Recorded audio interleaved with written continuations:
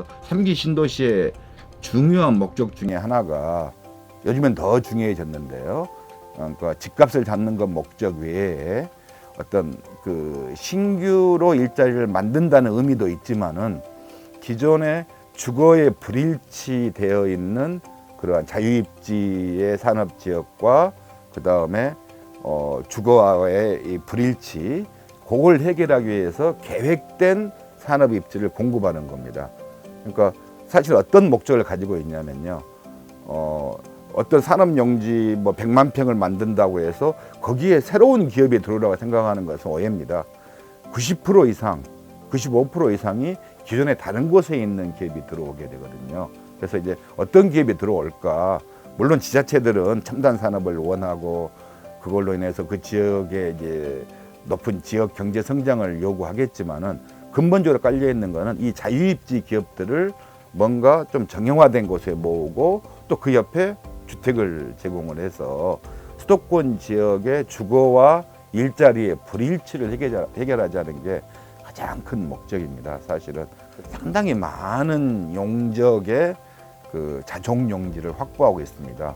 지금 5개, 6개의 3기 신도시가 계획되고 있는데요.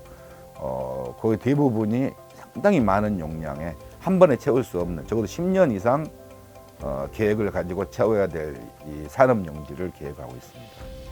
뭔가 좀 같은 유사한 업종끼리 클러스터링을 해주고 또 리딩하는 기업을 좀 또 유치를 해서 이제 클러스터가 될 수 있도록 해주고 또 그렇게 되면은 거기에서 신규 창업도 일어나고 자연적으로 이제 스핀오프라고 그런 게 이제 일어나서 그 지역의 산업이 활발해지고 일자리도 당연히 많아지고 지역 경제도 뭐 훨씬 더 좋아질 수도 있는 그런 장점이 좀 있습니다.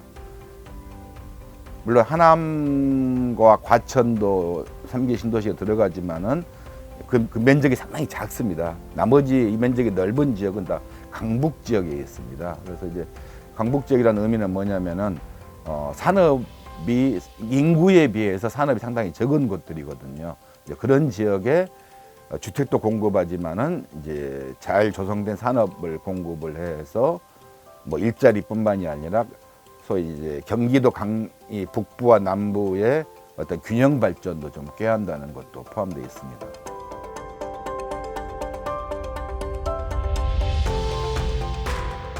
삼기 신도시는 이제 처음부터 기획할 때부터 일자리와 주거와 더 나아가 아까 말한 이제 리브 워크 플레이처럼 여가 시설도 함께 이제 들어갑니다. 예전에 여가 시설 같은 건 기획이 전혀 없었거든요. 지금은 이제 뭐 주택 지역도 다양한 지금 개념들이 들어가고는 있는데요. 좀 환경 친화적이고 너무 고층을 짓지 않도록 한국 사람들은 상당히 낮은 건폐율을 원합니다. 인동거리라고 하는데 근데 유럽 가보면 그렇지는 않잖아요. 근데 뭐 그 실험에 성공할지는 모르겠는데요. 이제 전문가들은 우리가 너무 인동거리 긴 것만 요구하기 때문에 하늘로만 오르는데 건폐율을 높이게 되면 동일한 용적률 상에서도 충분히 낮은 아파트로 좋은 경관을 유지할 수 있다고 하는데 과연 그게 시장에서 먹힐지는 모르겠어요. 사실은요. 뭐 그런 계획도 들어 있습니다. 상당히 획기적인 계획도 들어 있고 동시에 상당한 그 여가 문화 시설을 함께 기획을 합니다. 예전에는 그런 게 전혀 없었거든요. 그리고 이제 일자리 계획까지. 그래서 이제까지 했던 1, 2기 신도시와는 뭐 시대가 많이 바뀌었기 때문이긴 합니다만은 조금 다른 신도시가 되지 않을까 생각은 하고 있습니다. 그러니까 예전 신도시가 이제 주택을 짓는 신도시였다면은 지금의 신도시는 뭐 산업 도시는 아니지만은 좀 조화로운 도시라고 할까요? 뭐 문화, 여가, 일자리까지 함께 있는 그런 신도시가 될 수는 있습니다.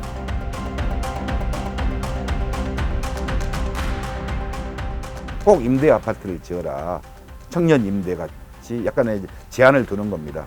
뭐 나이라든가 여러 가지 그 지역에 일자리가 있나 없나 해서 좀 해주면은 상당히 그 지역, 그러니까 산업 지역이 밝아집니다. 산업 지역의 제일 큰 단점은 뭐냐면요.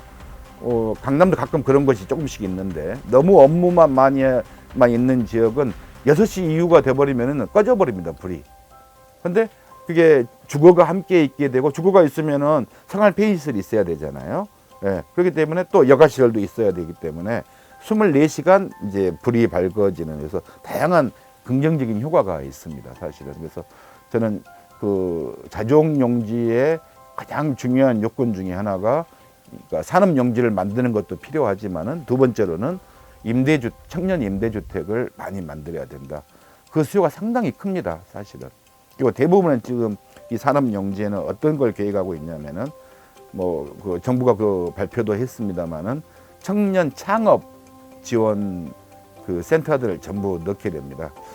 이 신도시 지역이 다른 어느 지역보다도 수도권에서도 창업으로는 상당히 저는 좋은 지역입니다.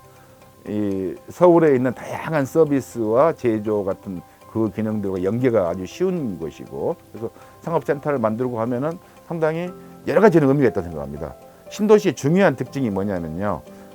이제 원래 사시던 선주민들도 많이 들어오시게 되고, 주변에 사시는 분도 들어오시지만은 주로 신도시의 중요한 특징이 40, 50대 이상이 많이 들어오시게 됩니다. 분양을 많이 하게 되니까. 분양을 해야만이 이제 원래 투자했던 돈을 빨리 뽑을 수 있잖아요. 100% 분양은 아닙니다만은 그걸 감당할 수 있는 분들 40, 50대예요. 혹은 은퇴하신 분들, 좀 여유가 있으신 분들. 그러니까 신도시는 늙을 수밖에 없습니다. 그런데 이러한 그 산업시설하고 임대주택을 좀 많이 짓게 되면은 젊은 사람이 함께 가게 됩니다. 그래서 이제 이 인구 구성에서도 상당히 좀 조화롭게 될 수도 있죠. 그래서 창업 부분을 처음 계획보다도 지금 훨씬 늘리고 있습니다.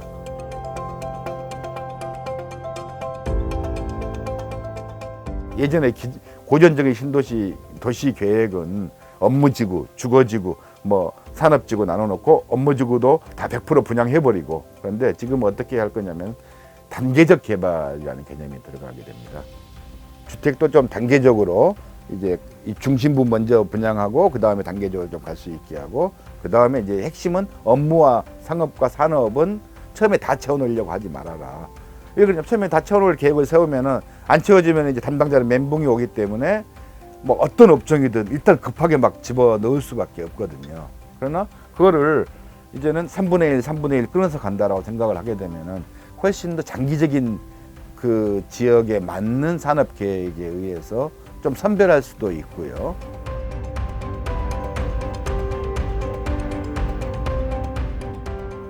자, 처음에 내가 어떤 분야, 어떤 연관된 분야의 업무와 상업과 산업을 분양을 했습니다. 그런데 거기까지는 지자체가 권한이 있는데요. 그 다음에 거기 입주한 기업이 팔고 나가면서 어디다 주냐는 또 그냥 인허가의 문제로 돌아가 버려요. 그전에는 산업 계획의 문제였는데, 그 다음에는 이제 시장님도 모르고 이 담당 주무관이 인허가만 해주는 거에 속합니다. 지금 그런 곳이 상당히 많아요. 특히 이제 산업은 그러기는 어려운데 업무지구가 그렇고요. 사실 산업도 그런 경우가 상당히 많습니다. 이제 불법도 있고, 그걸 뭐라 하더라? 재임대하고 전대하는 경우도 있고요. 그런데 이제 전대 자체가 문제가 되는 게 아니라 처음에 계획했던 업종의 시너지라든가 그런 것들이 엉뚱한 기업들이 대부업체가 들어온다는, 예를 들면 그런 경우도 있거든요.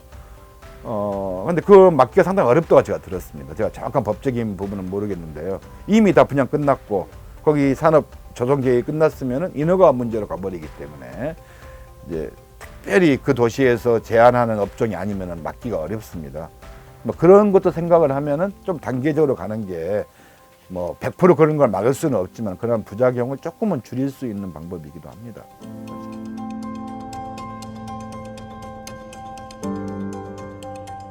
이 신도시의 산업지역이 한꺼번에 엄청난 물량이 나오기 때문에 성공적으로 이제 분양과 임대가 정착하기에는 상당한 시간이 걸릴 거다.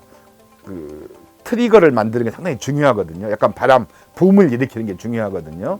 그런데 이제 지금 우리가 이제 할 수 있는 기본적인 5년하고 혹은 판교 같은 경우는 5년, 10년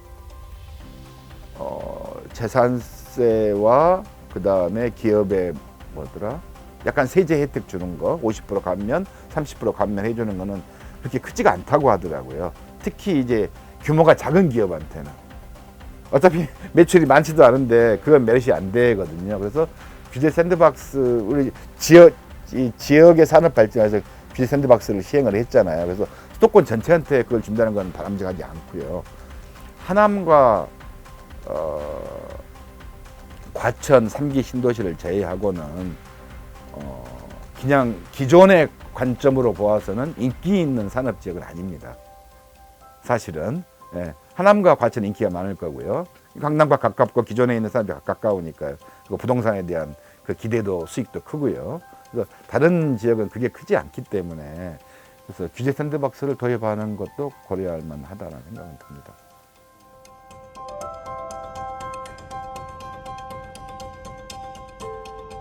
이제까지 우리가 하는 게 국세에 대한 건 해주지 않았습니다.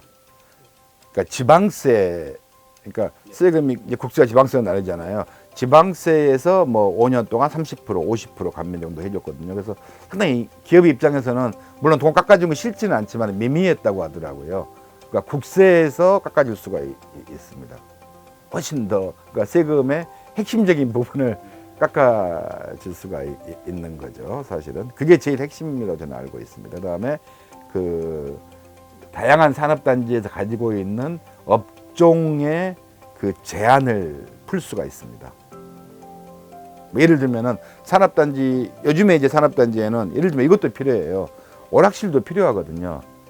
예를 들면 그 엔지니어가 막 우리 뭐 구로에 등불이라 하는 것처럼 예를 들어 게임 회사라고 치면은 막 새벽 3시, 4시까지 일하다가 사우나도 좀 가야 되고 또 요즘 젊은 분들은 또 그것도 게임도 하고 다양하게 할 수 있잖아요. 근데 그런 게 못 들어가거든요. 그러니까 그 물론 아무거나 들어온다는 건 아닙니다. 우리 계획과 그에 맞추어서 상당히 기존의 산업단지에 남아있는 업종의 제한이라든가 그런 거를 이제 그 지역의 특성에 맞게 풀어주는 겁니다.